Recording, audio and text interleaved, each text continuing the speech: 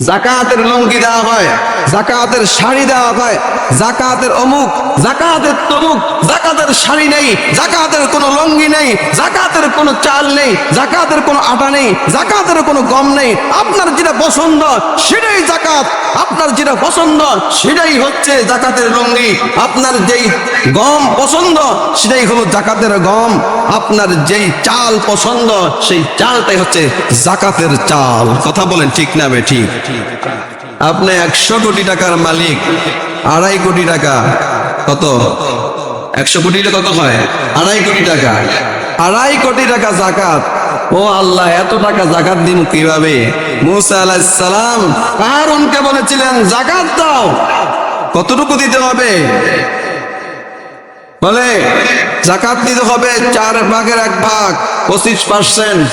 মুসা আলাইহিস সালামের জামানায় যদি আসতেন তাহলে খবর আছিল, 25 ভাগ দিয়ে ফেলতে হতো, 4/1। বিশাল সম্পদ কারুনের, এত বেশি সম্পদ আল্লাহ পাক সূরা কাসাসের মধ্যে উল্লেখ করেছেন। তার সম্পদ যেই সিন্ধুকে থাকতো, ওই সিন্ধুকে তালার চাবিগুলো একত্র করলে কয়েকজন শক্তিশালী ব্যক্তির জন্য বোঝা হয়ে যেত।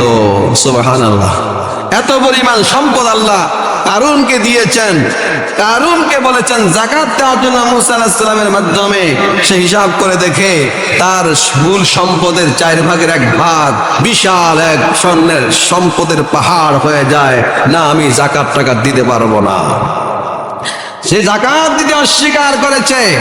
অস্বীকার করার কারণে আল্লাহ পাক রব্বুল আলামিন তার সম্পদ সহ তাকে জমিনে ডাবায় দিয়েছেন। তার সম্পদের চিহ্ন পর্যন্ত জমিনে রাখে নাই, দাফন করে দিয়েছেন তাকে।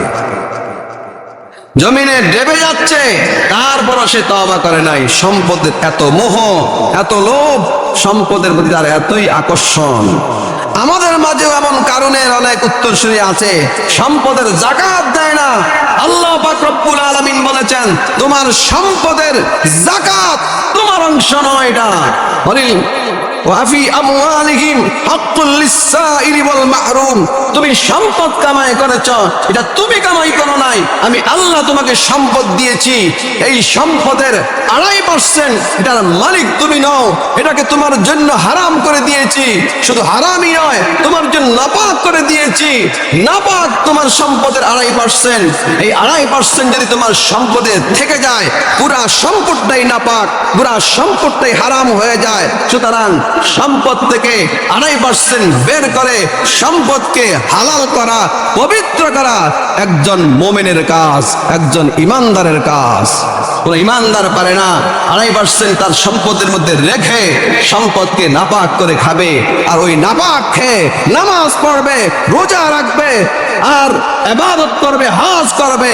এই নাপাক ইবাদত আল্লাহর দরবারে মঞ্জুর হবে না।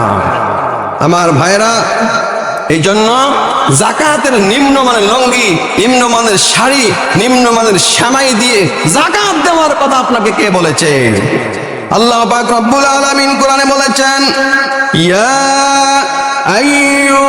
আইয়ুহাল্লাযীনা আমানু আনফিকু মিন তাইয়্যিবাতি মা কাসাবতুম ওয়া মিম্মা আখরাজনা লাকুম মিনাল আরদ ওয়া লা তায়াম্মামুল খাবিথা মিনহু তুনফিকুনা ওয়া লাস্তুম বিআখিযিহি ইল্লা আন তুমিদু ফীহি।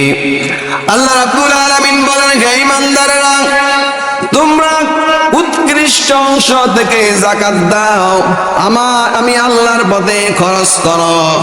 যা তোমাকে আমি উত্তম রিজিক দিয়েছি, জমিন থেকে আমি উত্তম জিনিসটা উৎপাদন করেছি, সেখান থেকে উত্তম জিনিসটা আমি আল্লাহর পথে খরচ করো। তোমরা নিম্নমানেরটা খরচ করো না।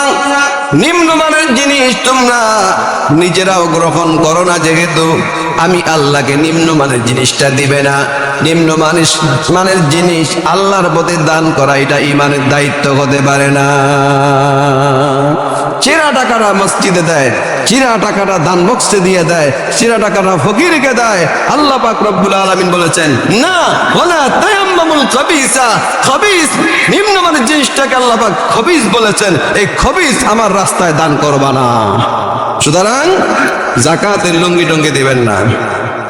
2.5% হিসাব করবেন। ক্যালকুলেটর আছে আপনার, ক্যালকুলেটর না থাকলে মোবাইল আছে, মোবাইলের মধ্যে আপনার যে ক্যালকুলেটর আছে সব সম্পদকে হিসাব করে উঠাবেন। মনে করেন 1 কোটি টাকা হয়েছে, আপনি সেখানে 1 কোটি লিখবেন। 1 কোটি লিখে একটা আছে আপনার পূরণ চিহ্ন আছে, পূরণ চিহ্ন টিপ দিবেন, টিপ দিয়ে 2.5 লিখবেন, 2.5 লিখে পার্সেন্টেজে টিপ দিবেন। টিপ দেওয়ার পরে যেই সংখ্যাটা আসবে ওই সংখ্যাটা আপনার নয়, ওই সংখ্যাটা হচ্ছে গরিবের হক। 8টি খাতে যাকাত দিবেন, 8 খাতে যাকাত দিয়ে দিবেন।